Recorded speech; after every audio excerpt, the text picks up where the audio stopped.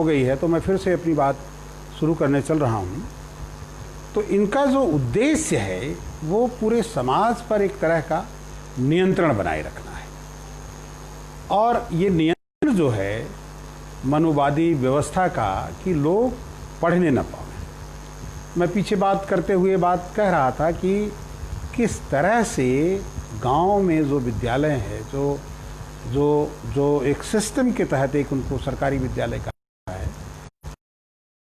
जो व्यवस्था का सवाल है, जो उसमें संसाधन का सवाल है, जो शिक्षा देने का सवाल है, वो उसका कहीं लेस मात्र भी जो एक सिस्टम में शिक्षा होनी चाहिए। अब जैसे गुरु शिष्य की जब तक बात थी तो हमने उसमें एकलव्य का उदाहरण देखा है, और ये सब कहानियाँ तो सभी लोग जानते हैं। लेकिन मैं धीरे धीरे अपनी बात करते हुए वहाँ आ रहा था कि जब मैं विद्यालय, विश्वविद्यालय और ऐसे संस्थानों में पढ़ रहा था तो कितने भेदभाव होते थे। बाद में ऐसा लगने लगा कि कितनी मेहनत से हम लोग आगे आए, कितने विरोधों के बावजूद हम बाहर आए, निकल के आए। हम जब स्कूल कॉलेज की तो अलग बात थी, स्कूल से टीचिंग से जो सिस्टम था उसमें चलिए थोड़ा घर के आसपास होने से परिवार के लोग और इस तरह के लोग उसमें जुड़े होते थे, तो अपना उनका एक एटमॉस्फेयर था जिसमें थोड़ा बहुत सीख गए, जान गए, बात कर लिया। लेकिन मैं आपको बताऊं कि जिस तरह की शिक्षा मैं लेने गया अपने टाइम में, फाइन आर्ट पढ़ने गया, तो मेरे ही समाज के लोग, बहुजन समाज के लोगों को ऐसा लगता था कि ये फाइन आर्ट की क्या पढ़ाई है, ये भी कोई पढ़ाई होती है। और मैंने जब बीएचयू में एडमिशन लिया, लोगों को लगा कि मेरे गांव के बगल के ही एक पंडित जी हुआ करते थे, पंडित हरिहर नाथ त्रिपाठी। तो जब उनसे हम लोग प्रवेश में जब लिस्ट में नाम हमारे चाचा जी भी थे, तो वो इस विषय की निंदा किए कि ये तो पढ़ना ही नहीं चाहिए। और जबकि बीएचयू में मतलब एक टेस्ट होता था, परीक्षा होती थी। तो आप ये देखिए कि फिर एक तरह का जो हताशा और निराशा हुई, उससे फिर मेरे चाचा, यार इससे अच्छा है कि 5 साल बीएफए करने की बजाय तुम बीए कर लो 2 साल का। पता लगाया जाने लगा कि बीए कहाँ होता है।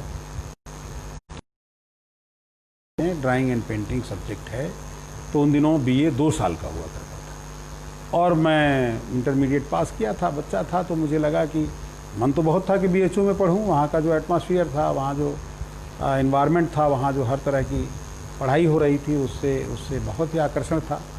लेकिन अब चूँकि वो 2 साल की बात आई तो ये लगा कि वहाँ चल के देखते हैं। हमने वहाँ से ग्रेजुएशन किया, फिर हमने मास्टर की डिग्री की, फिर देखा कि इसके बाद जब पढ़ने के बाद, एमए करने के बाद, फिर मैं बीएचयू गया पीएचडी के लिए। और जब लिए गया तो जिस टीचर के पास गया वो इतने बुजुर्ग और इतने वरिष्ठ कि पहले तो उन्होंने बहुत बहाने किए कि अरे भाई मेरे पास जगह नहीं है, और देखो मैं बहुत समय नहीं दे पाऊंगा, और ये और वो। खैर था राय कृष्ण दास के बेटे थे वो, प्रोफेसर आनंद कृष्ण। तो मुझे लगा कि भाई बड़े आदमी के साथ रहने से 2 चीज़ का तो लाभ होगा कि एक तो नहीं भी बताएंगे तो इनके आसपास से बहुत कुछ चीज़ें जानने को मिल जाएंगी।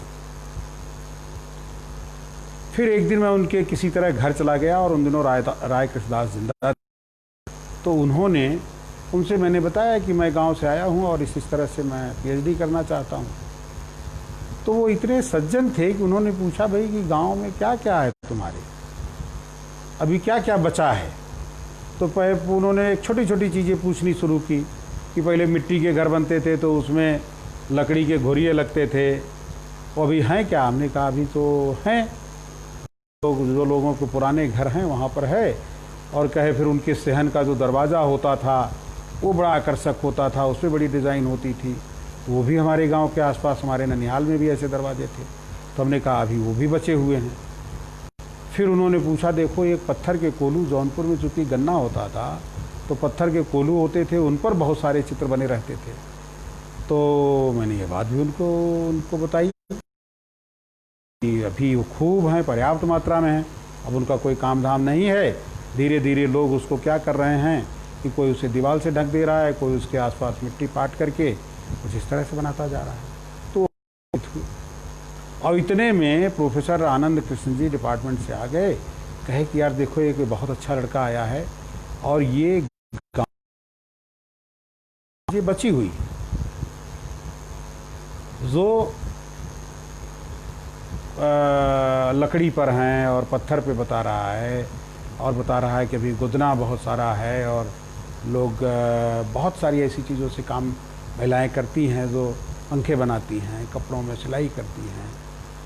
तो आप ये देखिए कि शिक्षा का जो सरोकार था वो अद्भुत किस्म का था कि गांव में जो बहुजन समाज के लोग थे वो किसी ऐसा काम करते रहते थे जो हमारी पूरी संस्कृति का एक स्वरूप था। चारपाई, छप्पर बनाना हो तो वो बनाते थे, मकान बनाना हो तो वो बनाते थे, और वो शिक्षित थे, उन्हें शिक्षा ही नहीं थी। अद्भुत चीज था। लकड़ी का जो काम करता था वो लकड़ी का काम करता था, वो पढ़ाई नहीं है। गजब का जो इन्वायरमेंट था वहाँ उस समय, यह इन्वायरमेंट देख करके फिर ये मन में एक हलचल हुई कि भाई ये पढ़ाई ऐसी कैसी चीज़ है कि जो लोग पढ़े नहीं इसको। तो जब हम गए पढ़ने तो देखा कि जो यूनिवर्सिटी में जो प्राध्यापक थे, एक हिंदी के प्राध्यापक, अब वहाँ तो एक सब्जेक्ट था ड्राइंग पेंटिंग, हिंदी और सोशियोलॉजी और ड्राइंग पेंटिंग हमने लिया। तो साहब हिंदी वाले तो इतने मुंहफट कहना चाहिए कि थे कि क्या करते थे, जातीय दंभ उनमें कोई वो तिवारी जी थे भरा हुआ था कि ऐसा लगता था कि उनके अलावा बाकी जो पूरा समाज है वो अपढ़ है और अज्ञानी है और उसे संस्कार नहीं है। लेकिन जब जैसे जैसे मैं बड़ा होता गया, चीज़ें समझ में आती गई तो ऐसा लगा कि वो कितने संस्कारहीन थे। उनका संस्कार जो था वो जातीय संबोधन, वो जातीय अहंकार, तो ये तो बहुत खराब चीज़ है। ये तो अगर आप कानूनन ये बहुत ही गलत बात है। संविधान इसकी इजाज़त नहीं देता कि आप किसी को जातीय तिरस्कार और जातीय अहंकार से उसको देखें। तो लक्षण थे वहाँ, वो जो गुण थे, वो जो उन लोगों के पूरे संस्कार थे, देख करके बड़ा एक मंथन दिमाग में चलता रहता। इस पढ़ाई का मतलब क्या है, इसका क्या मतलब है। तो चलिए अपना काम धाम करते हुए अपनी पढ़ाई लिखाई कर गए। अब ये मैं एक अपने विद्यार्थी के रूप में अपने जो सिस्टम की बात आपको बता रहा हूँ, अपनी आत्म मतलब अनुभव की चीज़ें आपसे यहाँ बात कर रहा हूँ। अब आगे मैं जो बात करने जा रहा हूँ, जब मैं विश्वविद्यालयों में भी इंटरव्यू देने गया, होंगे और बहुत जगह वो रहे हैं, तो मैं किसी तरह से एक इंटर कॉलेज में लेक्चरर हुआ। अमेठी में राजा रणजय सिंह का इंटर कॉलेज था, तो उसमें मैं लेक्चरर हो गया। यहाँ की पूरी इंटरमीडिएट के लेवल की जो शिक्षा व्यवस्था थी उसकी बात अगर आपको लगेगा कि एक बहुजन शिक्षक होने का कितना नुकसान होता है और विद्यार्थी शिक्षक होने का कितना लाभ होता है।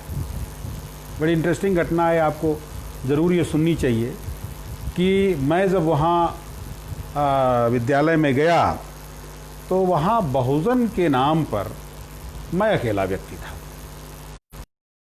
बैजनाथ प्रसाद थे जो कला के शिक्षक थे, वो LT ग्रेड के थे, मैं लेक्चरर होकर गया था। तो जब मैं उनसे शायद OBC जाति में बनिया थे, तो जो विद्यालय में ही बच्चों को जैसे 2-4 बच्चे जो हैं कुछ किताब और कॉपी का, तो चूंकि वो प्रिंसिपल जो होते थे वो अपना ऑफिस का भी कुछ काम करते रहते थे, तो उनको बहुत ही तरजीह और उनको पूरा दुकान चलाने की वहाँ पूरी सुविधा थी। तो मुझे लगा कि ये तो अद्भुत काम है भाई, तो यहाँ पढ़ाई लिखाई का कोई मतलब नहीं है और ये बैजनाथ प्रसाद जी अपना किताब बेचते हैं और बच्चे पढ़ते हैं। 6 या 7 बच्चे इंटरमीडिएट में थे और चूंकि वो हाई स्कूल में पढ़ा रहे थे तो 10-12 बच्चे हाई स्कूल में थे। अब उन्होंने हमसे कहा कि भाई देखिए मेरा 1-2 साल रिटायरमेंट का है, तो आप रोके, लेकिन मैं सोचता हूँ कि मैं ही पढ़ाऊँ और आप कोई और विषय पढ़ा लीजिए, आप नए व्यक्ति हैं। भाई कि मैं और क्या विषय पढ़ा लूँगा, मैं तो ड्राइंग पेंटिंग पढ़ाने के लिए मेरी नियुक्ति हुई है। तो मैंने ये बात राजा साहब से कही, जो राजा साहब जिनका कॉलेज था, वो एक अलग कहानी है, कभी मैं और आपको बताऊंगा। राजा साहब को मैंने बताया कि वो तो चाहते हैं कि मैं आर्ट न पढ़ा के और कुछ पढ़ाऊं। तो उन्होंने दूसरे दिन प्रिंसिपल को बुलवा लिया कि भाई वो क्या कह रहे हैं। घबराते थे क्योंकि अमेठी के थे और अमेठी के राजा थे और बैजनाथ प्रसाद प्रजा थे। और तो आए भागे भागे बैजनाथ प्रसाद जब प्रिंसिपल आए तो अरे नहीं नहीं, मैंने कब आपको कहा कि आप मत पढ़ाइए और ये मत करिए। तो हमने कहा नहीं नहीं, वो आपने कहा नहीं था, लेकिन वो आप जो चर्चा, मैंने वही चर्चा वहाँ शाम को बैठा, वो मुझे राजा साहब की एक शर्त थी कि आप हमारे राजभवन में ही रहेंगे और शाम को मेरे जो दरबार में जो विद्वानों की भीड़ होती, अब वो क्या विद्वानों की भीड़ होती थी वहाँ, वो तो अलग कहानी है, उसको अलग बताऊंगा। मैं उसी में चर्चा कर दिया भाई, तो शायद खैर। तो बैजनाथ प्रसाद जी जो है, उनकी जो नियति ठीक नहीं थी, वो भय से उनकी नियति देखिए बदल गई कि वो कहे नहीं नहीं ठीक है आप इंटरमीडिएट को पढ़ाइए। अब मैं जब इंटरमीडिएट की क्लास लेने गया तो पता चला कि बैजनाथ प्रसाद जी, अब वो प्रसाद थे, पिछड़े थे, क्या थे, बनिया थे, इतना वो विषय करते थे। तो उन्होंने बच्चों से कुछ कह दिया होगा, तो एक आध बच्चे ही नहीं आए सर। अच्छा, मैं बड़े उत्साह से गया था कि मैं तो इनको पढ़ाऊंगा और इन्हें कुछ इनका अच्छा करूंगा। अब पता चला कई दिन के बाद आए एक आध बच्चे घूमते घामते, तो हमने उनसे पूछा कि क्या आता जाता है। तो वो अब वो अपना उनका जो था एक कि वो रंग इतना महंगा होता है और ये ब्रश इतना महंगा होता है, कहाँ से खरीदें, क्या होता है। तो वो एक अद्भुत समस्या थी उनकी। क्या आप देखिए कि चित्रकला जैसा विषय जिसमें पिछले दिनों, आजकल तो खैर जो राज्य व्यवस्था चल रही है उसमें हर चीज़ बेशकीमती, क्या कहेंगे, देश की भी कीमत कितनी होगी वो तो एक अलग तरह का मामला है। लेकिन इस मनुवाद ने हमें कहाँ पहुँचा दिया, इसकी मैं चर्चा करते हुए आपसे उन विद्यार्थियों की बात कर रहा हूँ कि फिर हमने उनसे कहा कि अच्छा तो ये सस्ते ढंग से कैसे किया जा सकता है। मैंने विचार किया, हमने किया कि भाई ऐसा करो कि तुम महंगे रंग मत खरीदो, हम तुमको सस्ते रंग से पढ़ाएंगे। तो सस्ते रंग में हमने उनसे जो इंजेक्शन की शीशी होती थी वो 3-4 शीशियाँ खरीदने को कहा कि ले लो। और वो जो पुड़िया वाला रंग होता है, प्योर कलर, जो पिगमेंट टाइप का होता है, जो औरतें पैर वैर भी रंगती हैं और कपड़े वपड़े भी रंगती हैं, तो वो कुछ 1-2 पैसे की पुड़िया आता था उन दिनों। तो हमने कहा ये पुड़िया वाला रंग तुम लाओ, क्योंकि हमने इसका प्रयोग बहुत अच्छा किया था। और एक करीब 2 रुपए का उस समय इस पूरे पन्ने का एक जस्ता सफ़ेद पेपर आता था। तो हमने कहा एक जस्ता तुम मत अकेले लो, 2-3 लड़के मिल करके साथ साथ ले लो। तो उनका सारा काम 3-4 रुपए में, उस ज़माने में 3 रुपए में या 2 रुपए में भी पूरा उनका हो गया, एक ब्रश ऐसे ले लो। अब साहब तो पता चला कि पूरे कॉलेज में हल्ला हो गया कि वो तो बहुत अच्छा तरीके से, बहुत सस्ते तरीके से ये सब चीज़ें बताते हैं। और इंटर में लड़के संस्कृत छोड़ छोड़ करके भाग करके आने लगे। अब शास्त्री जी का विषय संस्कृत है, लेकिन वहाँ जो और तरह के लड़के थे, तो हमने एक पढ़ाई में क्रांति की। तो वो मनुवाद के खिलाफ जब आप उनको ज्ञान की तरफ ले जाते हैं, तो वो निश्चित तौर पर बहुत ही अच्छे तरह से, बहुत ही एक मतलब खूबसूरत तरीके से उस ज्ञान को ग्रहण करते हैं। और ज्ञान तो बहुत अद्भुत चीज़ है, वो तो विलक्षण है। आप अगर ज्ञान बच्चे को देना चाहते हैं तो वो विलक्षण सामग्री है। अब इस कला यात्रा में मैं जब पहुंचा, कमीशन के जरिए सिलेक्शन हुआ, और डॉक्टर साहब के मित्र थे मोतीलाल वर्मा जी, आज नहीं हैं दुनिया में, तो उन्होंने मुझे कहा कि यार तुम्हें हम दिल्ली की तरफ देखते हैं, कोई कॉलेज खाली होगा तो वहाँ तुम्हारी पोस्टिंग करवाते हैं। तो उन्होंने खोजा और पता किया कि एमएमएस कॉलेज गाज़ियाबाद में जगह खाली है, चित्रकला लेक्चरर की डिग्री कॉलेज। उन्होंने कहा ठीक है, अब तुम्हें वहाँ हम, तुम्हारा सिलेक्शन हो गया तुम्हारा कमीशन से चल रही थी। यहाँ आया साहब, तो यहाँ जो देखा मनुवाद का जो पूरा जो एक वो जो जकड़ थी, अद्भुत जकड़ थी, उस जकड़ का ग्रेजुएशन और पोस्ट ग्रेजुएशन के लेवल पर जो बच्चा था, वो चूँकि ये जो क्षेत्र विशेष है उसमें बच्चे ऐसे ही लोगों के आते थे, लगभग 70-80% लोग आ जाते थे, जो या तो बहुजन होते थे, बहुजन में माने सभी पिछड़े और हमारे अनुसूचित जनजाति के लोग होते थे, होती थी। तो उनको वो पढ़ाते ही नहीं थे। उनसे कह देते थे कि बस वो चित्र उत्र देख करके कुछ बना लो अपना, वो लोग भी खुश हो जाते थे। भाई विद्यार्थी है, विद्यार्थी को आसानी से कोई चीज़ हो जाए तो खुश। अब क्या हुआ साहब कि जब मैं पहुंचा तो मैं तो चूँकि आर्ट जानता था, आर्ट करता था, और एक आध हमारे टीचर थे पहले कानपुर वगैरह के, तो उन्होंने बताया भी था कि जा तो रहे हो लेकिन वहाँ तुम्हें बहुत झेलना होगा, वो सब तो शॉर्टकट वाले हैं। तो हमने कहा कोई बात नहीं सर, झेला जाएगा, तो बता रखे थे तो हम समझते थे। अच्छा, अब वो उसमें जो अब वो दुनिया में नहीं है, लेकिन उनका नाम भी नहीं लिया जाए तो मनुवाद का पता नहीं चलेगा। मनुवाद क्या होता है? वो हुआ करते थे पांडे जी, वो अध्यक्ष थे, विभागाध्यक्ष थे। हालांकि उस समय जो प्रिंसिपल थे वो डॉक्टर वीबी सिंह, वो उनको अच्छा लगा कि मैं आया हूँ और आर्टिस्ट हूँ, तो आर्ट का जानता हूँ। तो उन्होंने फिर हल्का सा बताया कि विभाग बहुत खतरनाक है, बहुत सावधानी से वहाँ काम करिए। तो साहब ये जो मैंने हायर लेवल पर देखा कि जो बच्चे बहुत अच्छा काम कर सकते थे, जो बेसिक चीज़ें थी, उसको ही उन्हें शुरू नहीं कराया गया, उधर उनको जाने ही नहीं दिया।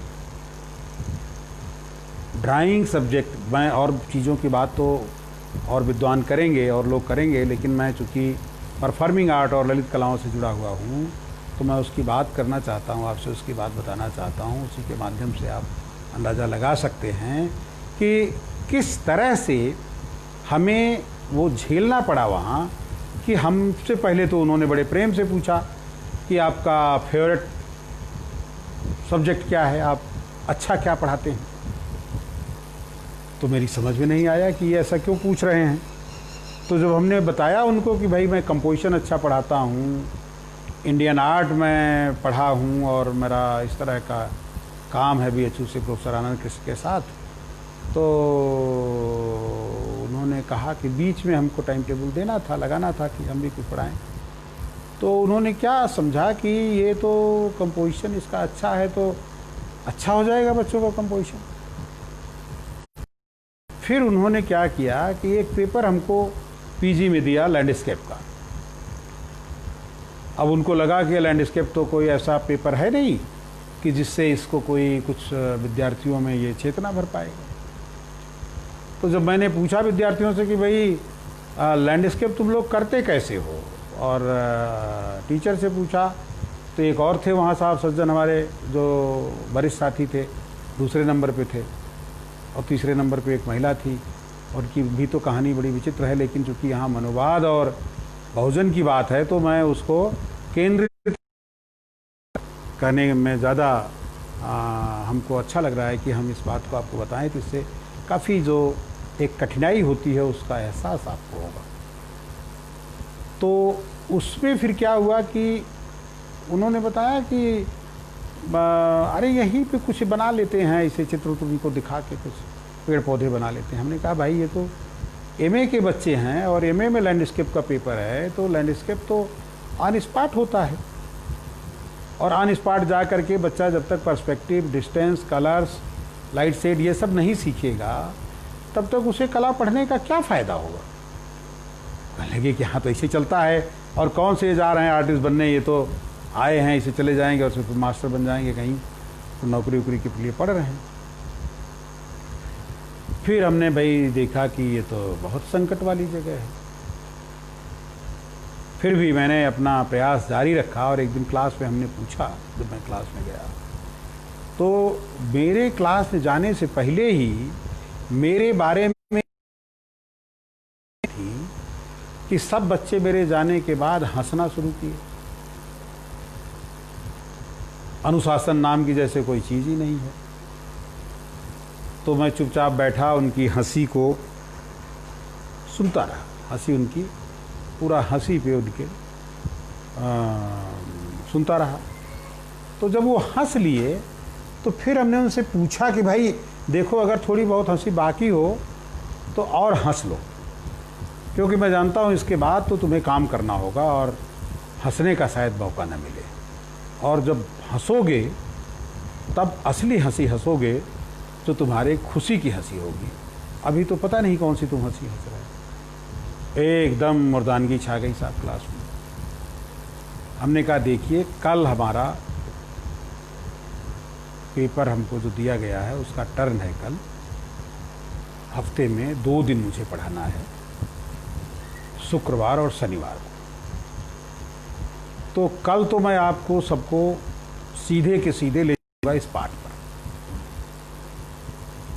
और हम पढ़ाएंगे लैंडस्केप बेसिक, आपको बताएंगे। तो बच्चे कहे कि बड़े खुश हुए।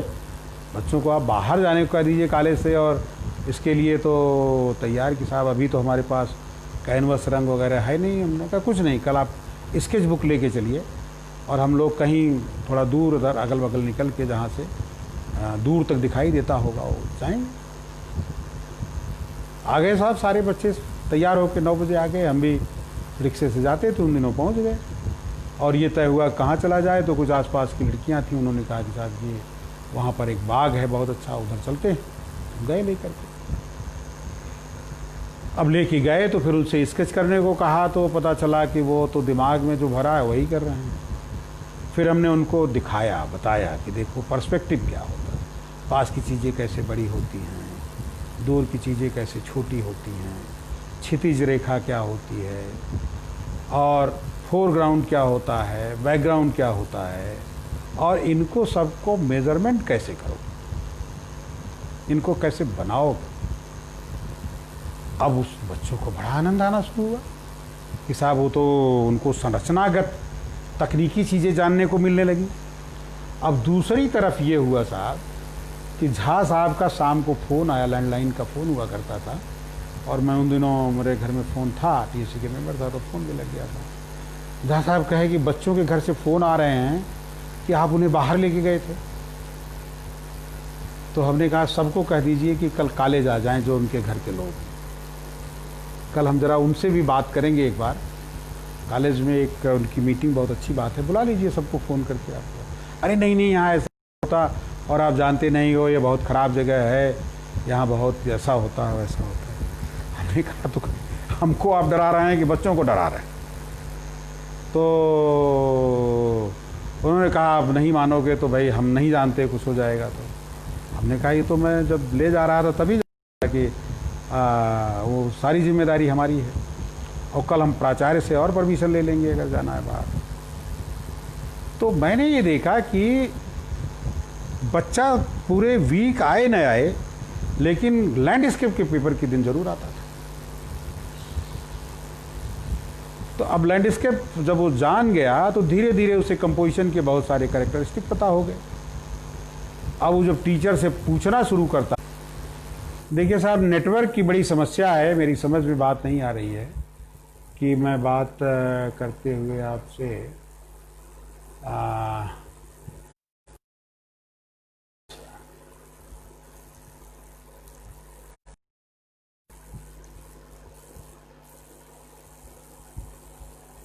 ओके। तो फिर जो है दूसरे दिन जब मैं क्लास में आया तो मैंने बच्चों की क्लास, मतलब वो भी आ गए टाइम से कि कल क्या कर। तो मैंने पूछा भाई कि वो बच्चे कौन कौन किसके किसके घर से फ़ोन आया था कि किसको परेशानी हुई। तो सभी बच्चों ने कहा नहीं कोई नहीं, हमारे घर से तो कुछ बात ही नहीं हुई। अब इतनी देर में जज साहब भी आ गए और तो बच्चों को अलग से मेरी क्लास में कहने लगे कि भाई देखो तुम लोग समझते नहीं हो और ये है और वो है। तो हमने कहा वाह भाई गजब की बात है। तो खैर मैं उनसे आग्रह किया कि आपकी क्लास हो जब तो आ जाइएगा, समझा दीजिएगा, अभी तो मुझे कुछ बात करने दीजिए इनसे। फिर नया नया था और बच्चों ने जिस तरह से बात करनी शुरू की साहब, तो वो मैंने देखा और उसकी लड़ाई लड़नी पड़ी। वो कोई ऐसे सहज ये सब चीज़ें नहीं हो गई, उसकी मैं पूरी लड़ाई लड़ा, उनके हित में लड़ा। और मैं आपको कभी मैं लिंक दूंगा, कभी डाल दूंगा इस पर, आप देखिएगा कि मेरे वो बच्चे जो बहुजन समाज के उसमें एक यूपी में एक सिस्टम था जिसमें एडमिशन में एक व्यवस्था के तहत मेरिट और रिजर्वेशन से आते थे, तो वो मेरिटोरियस भी होते थे और जो छूट जाते थे वो अपने रिजर्वेशन में आ जाते थे। तो पता चलता था कि वो जो 50% विदाउट एनी कास्ट क्लास और उसके है, तो उसमें 40% बच्चे 45% बच्चे बहुजन समाज के आ जाते थे। ठीक है, यहाँ थोड़े जाटों के भी बच्चे थे वो भी आते थे, तो और बाकी 50% तो सीधे सीधे आ जाते थे। पता चला कि 85 और 90% बच्चे जो है बहुजन समाज के आ गए। अब इनके आने का जो परिणाम हुआ साहब शिक्षा में कि वो क्लास ही लेना टीचर बंद कर दिया, क्लास ही नहीं करता था। नाना प्रकार की नई नई चीजें पाठ्यक्रम में लाई जाने लगी जो जो जो जिनकी कोई जरूरत नहीं, वो सब चीजें जिससे वो कल कम्पीट कर सके, दुनिया में अपनी जगह बना सकें, वो सब चीजें खत्म कर दिया।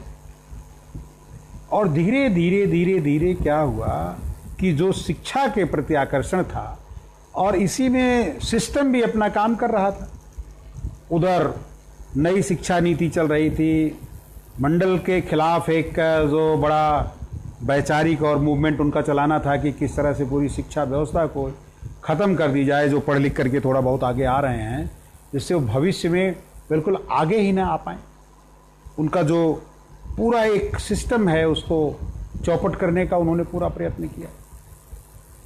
अब ये सब चीज़ें चलती रहीं और इनके साथ साथ हम देखते हैं कि जो उनकी अपनी संस्कृति थी, उनकी अपनी जो मंशा थी कि वो पढ़े लिखे रहें और बाकी सब अपढ़ बने रहें।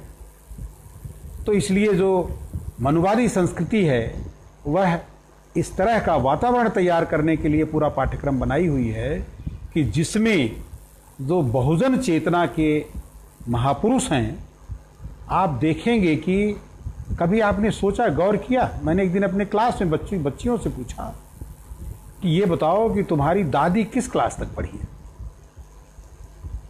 और अगर किसी की दादी पढ़ी हुई हो तो हाथ उठाए। तो उसमें एक आध किसी ने उठाया कि वो स्कूल तक गई। माताजी को पूछा तो माताजी में किसी का हाई स्कूल, किसी का प्राइमरी, किसी का कुछ था। तो हमने पूछा उससे पीछे पूछना, तो वो बताया कि नहीं, उससे पीछे तो कोई पढ़ा ही नहीं था, कोई बात ही नहीं थी।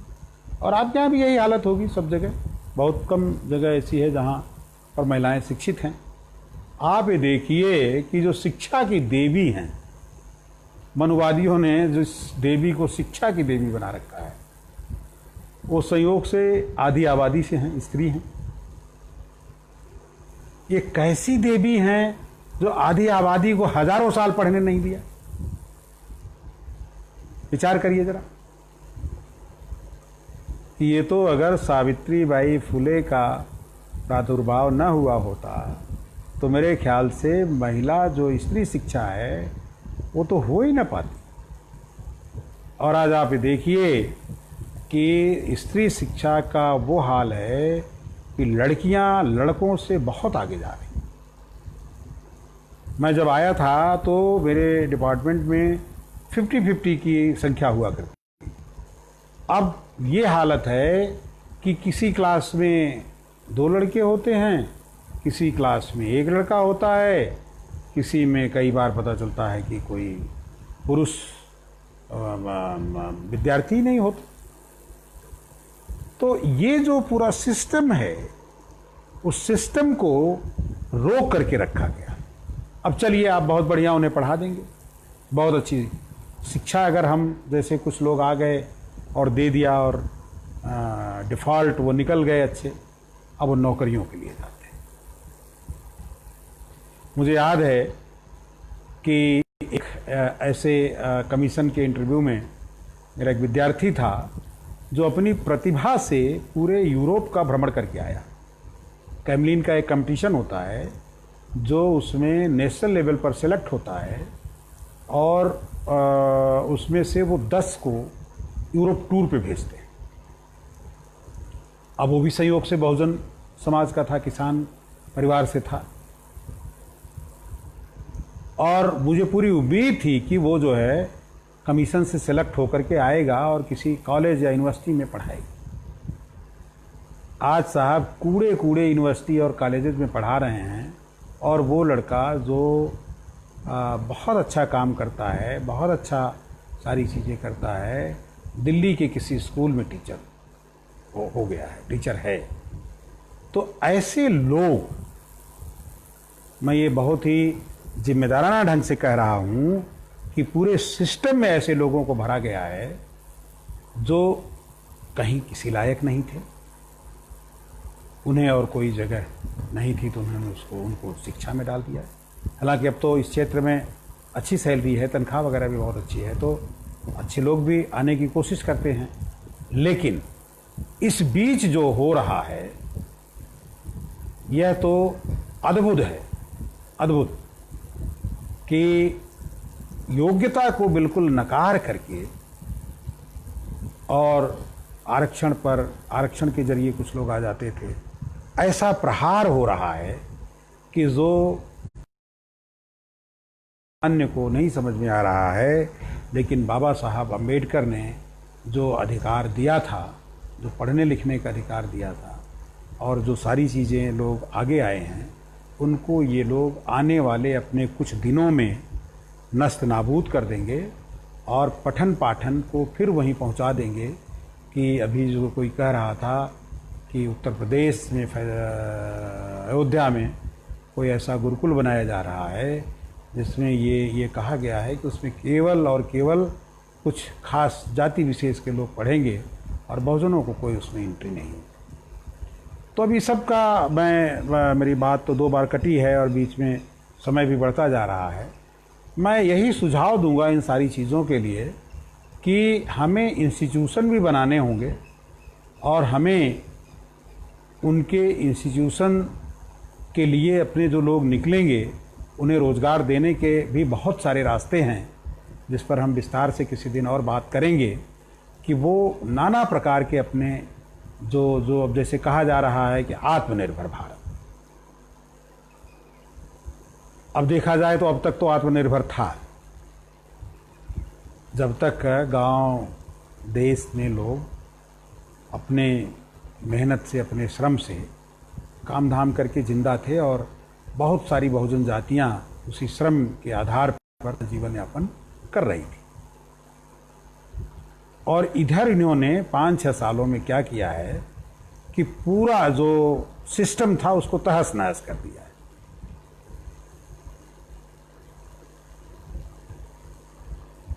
अब कह रहे हैं कि आत्मनिर्भर। अब कैसे आत्मनिर्भर कोई होगा भाई?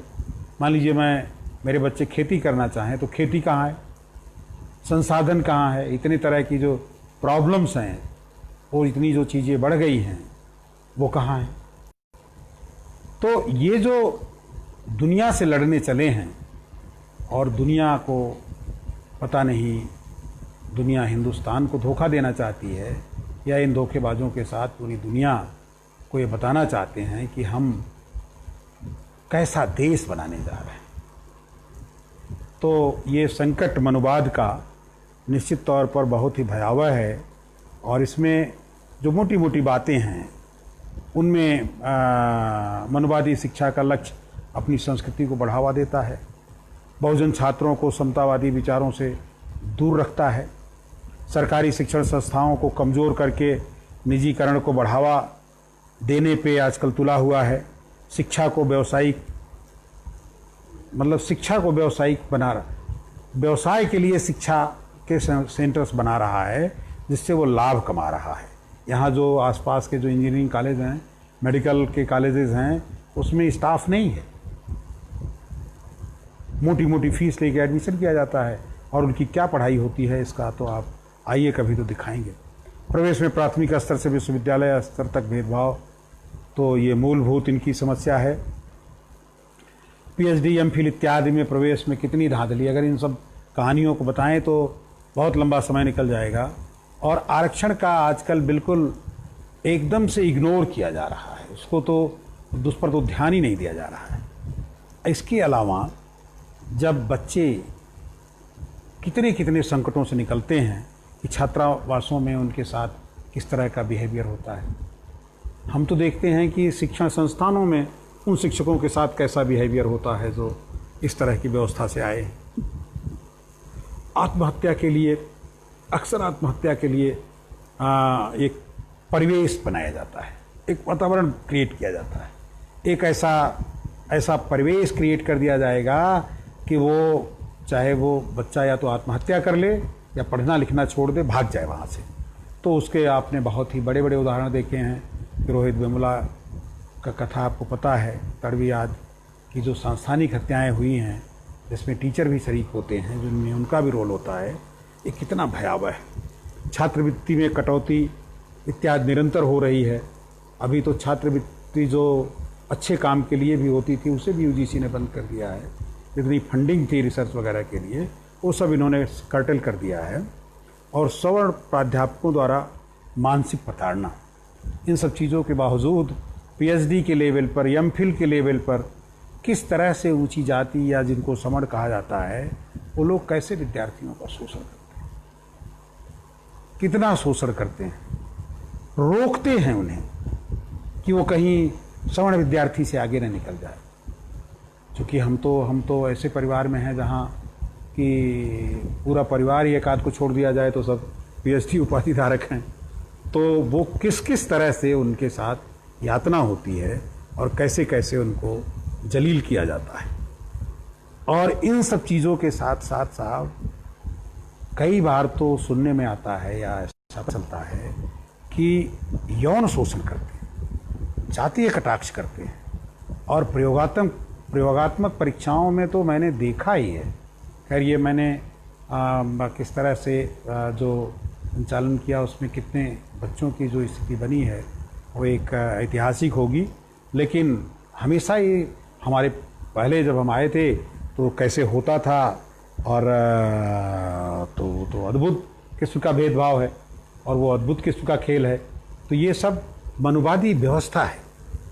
और इसी तरह से कम देना, खेल कूद इत्यादि में भी उनको जबकि वो शरीर से मजबूत होते हैं बहुजन लोग, फिर भी उनको उचित भागीदारी नहीं मिलती और उनको हतोत्साहित करते हैं, उनका मनोबल नहीं बढ़ाते, उनके लिए उतनी सुविधाएं नहीं देते हैं। प्रदेश और देश स्तर की प्रतिस्पर्धाओं में भाग लेना हो अगर तो अच्छे विद्यार्थी अपने विद्यार्थियों को भेजते हैं जो हार के चले आते हैं। टीम चयन इत्यादि में भी बहुत भेदभाव होता है। तो एक तरह से हम ये देख रहे हैं कि ये बातें तो ख़त्म ही नहीं होंगी। हमने तो जो बात खुद झेली थी और खुद जीवन में महसूस किया था उसको आपको बताया है, और मेरे ख्याल से 2 बार कट हुआ। तो हमारे जो साथीगण हैं, अब मुझे इस बात से पे क्षमा करेंगे कि मैं अपनी बात कैसी रख पाया और कैसी नहीं रख पाया, लेकिन ये मैं ज़रूर कहूँगा कि कोई भी विषय हो, अगर उसमें विद्यार्थी मन से और ख़ास करके जो काम के साथ वाली शिक्षा है, अगर उसको शिक्षित होकर के वो काम करें तो निश्चित तौर पर हम उनको परास्त कर सकते हैं। और हम चाहते थे कि हम इसमें विवेचना करें कांचा इलैया साहब की, अपने मित्र विप्लवी साहब की जो कुछ विचारधारा है शिक्षा पर, उसकी भी बात करें, लेकिन चूँकि समय का अभाव है और वो बातें बहुत हैं। कांचा इलैया साहब ने तो हिंदुत्वविहीन भारत में लिखा है कि जितनी भी चीज़ें आज हमारे पास प्रकृति से उपलब्ध हैं, इनके सब के निर्माण के पीछे, इन सब की खोज के पीछे बहुजन समाज का हाथ है। वो बहुत तरह के उद्योग धंधों के लिए बहुजन समाज का रोल है। जैसे चमड़े का उद्योग देखिए, तो उन्होंने बहुत विस्तार से लिखा है कि इस चमड़े के व्यापार को, चमड़े के उद्योग को किस तरह से बहुजन जातियों ने इसे शुरू किया था, और आज इस पर बड़ी बड़ी कंपनियों ने अधिकार जमा लिया है, और वो जो इसकी खोज की वो सब बेरोजगार हो गए हैं, और उनको अपमान उसके नाम पर अलग से सहना पड़ता है। तो ये इतनी बहुत सारी बातें हैं जिनको हम लोग अगर देखेंगे, विचार करेंगे, तो निश्चित तौर पर हमें जो मनुवादी सिस्टम है उसको तोड़ने का प्रयास करना होगा। और संस्थाओं में जब तक बहुजन शिक्षक नहीं जाएंगे तब तक बहुजन विद्यार्थियों का हित नहीं हो सकता। जब तक आरक्षण लागू नहीं होगा, जब तक न्यायालयों में, कमीशनों में बहुजन समाज के लोग नहीं पहुंचेंगे, तब तक उनके साथ न्याय नहीं होगा। नाना प्रकार का भेदभाव किया जाता रहेगा। इसलिए लड़ाई बहुत बड़ी है, संघर्ष करना है। हम हारेंगे नहीं, हम जीतेंगे। और इसी के साथ मैं अपनी बात समाप्त करना चाहूँगा, क्योंकि आवंटित समय के हिसाब से मैं 5-4 मिनट तो इधर उधर हो गया है, लेकिन मैं पूरा 7 बजे तक आपसे बात किया। तो जय विज्ञान और जय संविधान कहते हुए मैं अपनी बात यही समाप्त करता हूँ। कोई प्रश्न तो मुझे नहीं दिख रहा है कि मैं जिसका कोई जवाब दूँ, कोई ऐसा सवाल आया नहीं है मुझे लग रहा है। तो दर्शक भी हमें लगता है कि 2 ही लोग हैं और तो नहीं है कोई। तो खैर चलिए, तो शास्त्री जी जय संविधान जय विज्ञान, और मित्र को भी जय संविधान जय विज्ञान, जो भी हमें देख रहे हैं। 8 लोग दिखाई दे रहे हैं।